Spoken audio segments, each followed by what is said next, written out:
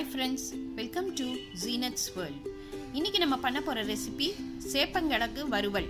இந்த ரெசிபியை பண்றதுக்கு முன்னாடி இந்த சேனலை புதுசா பார்க்கறவங்க ப்ளீஸ் Subscribe பண்ணுங்க. அப்படியே பக்கத்துல உள்ள பெல் பட்டனை அமுக்குங்க. இப்போ நம்ம இந்த சேப்பங்கிழங்கை நல்லா கழுவிட்டு ஒரு செம்பு தண்ணி ஊத்தி இண்டக்ஷன் ஸ்டவ்ல நல்லா கொதிக்க வச்சிடலாம். குக்கர்ல வச்சோன்னா ரொம்ப குழஞ்சிரும். அதனால ஒரு 10 minutes இதை கொதிக்க வச்சா போதும். இப்போ நல்லா கொதிச்ச உடனே நம்ம அடுப்பை ஆஃப் பண்ணிடலாம். தோலை உரிச்சு வச்சுருக்கேன்.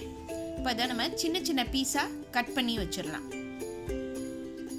சின்ன சின்னதாக கட் பண்ணுங்க, அப்போ தான் நல்லா ஃப்ரை ஆகும்.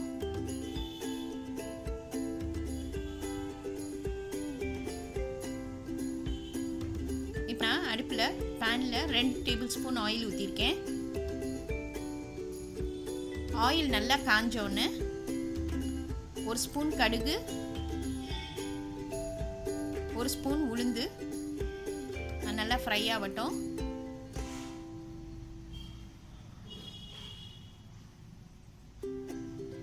இப்போ நம்ம 2 பெரிய வெங்காயம் கட் பண்ணி சின்ன சின்னதாக கட் பண்ணி போட்டுடலாம்.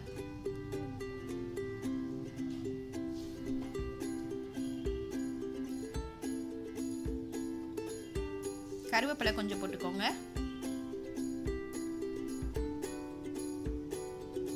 வெங்காயம் நல்லா ஃப்ரை ஆகட்டும்.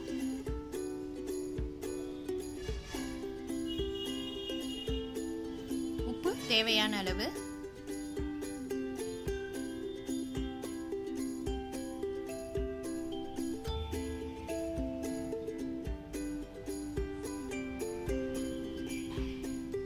ஆனியன் நல்லா ஃப்ரை ஆயிடுச்சு. இப்போ நம்ம கட் பண்ணி வச்சுக்கிற இந்த சேனங்கிழங்க போட்டுடலாம்.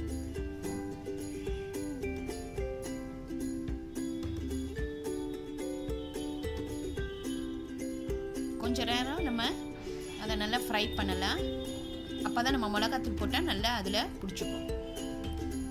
இப்போ நம்ம 2 ஸ்பூன் மிளகாத்தூள் போட்டுடலாம். 1/2 ஸ்பூன் மஞ்சத்தூள் போட்டுருங்க. இப்போ நம்ம நல்லா வதக்கிடலாம்.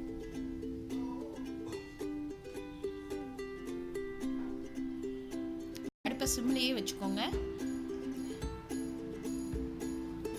நல்லா ஃப்ரை ஆயிடுச்சு பாருங்க. இது ரொம்ப ஈஸி. ரைஸ்க்கெல்லாம் இது ரொம்ப டேஸ்ட்டாக இருக்கும். சப்பாத்தி கூட சாப்பிடலாம். இது இன்றைக்கி ட்ரை பண்ணி பாருங்கள். லைக் பண்ணுங்கள், ஷேர் பண்ணுங்கள், ப்ளீஸ் Subscribe பண்ணுங்கள். உங்கள் கமெண்ட் எனக்கு அனுப்புங்க. தேங்க்யூ.